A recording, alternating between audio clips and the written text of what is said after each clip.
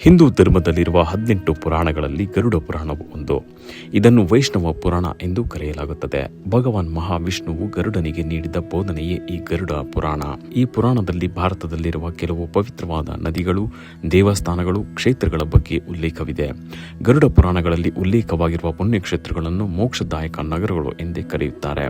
ಇದನ್ನು ಸಪ್ತ ಮೋಕ್ಷ ಪುರಿಗಳು ಎಂದು ಸಹ ಉಲ್ಲೇಖಿಸಲಾಗಿದೆ. ಈ ದೇವಸ್ಥಾನಗಳಿಗೆ ಹೋಗೋದ್ರಿಂದ ಹಾಗೂ ದೇವರನ್ನು ಪ್ರಾರ್ಥನೆ ಮಾಡುವುದರಿಂದ ಮೋಕ್ಷ ಲಭಿಸುತ್ತದೆ ಎಂದು. ಹಾಗಾದರೆ ಈ ದೇವಸ್ಥಾನಗಳು ಯಾವುವು? ಶ್ರೀರಾಮನ ಜನ್ಮಸ್ಥಳ ಅಯೋಧ್ಯ ಸಪ್ತ ಮೋಕ್ಷಪುರಿಗಳಲ್ಲಿ ಮೊದಲನೆಯದು.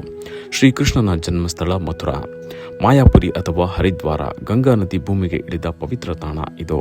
ಹಿಂದೂ ಧರ್ಮದ ಅತ್ಯಂತ ಪವಿತ್ರವಾದ ಕ್ಷೇತ್ರಗಳಲ್ಲಿ ಇದು ಕೂಡ ಒಂದು.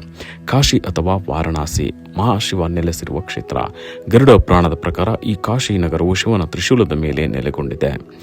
ತಮಿಳುನಾಡಿನ ಕಂಚಿ ಕಾಮಾಕ್ಷಿ ದೇವಿ ನೆಲೆಸಿರುವ ಶಕ್ತಿಪೀಠ. ತಮಿಳುನಾಡಿನ ಅತ್ಯಂತ ಪ್ರಸಿದ್ಧ ಧಾರ್ಮಿಕ ನಗರ. ಉಜ್ಜಯಿನಿಯ ಆವಂತಿಕ ಮಹಾಕಾಳೇಶ್ವರ ಜ್ಯೋತಿರ್ಲಿಂಗವಿರುವ ಕ್ಷೇತ್ರ.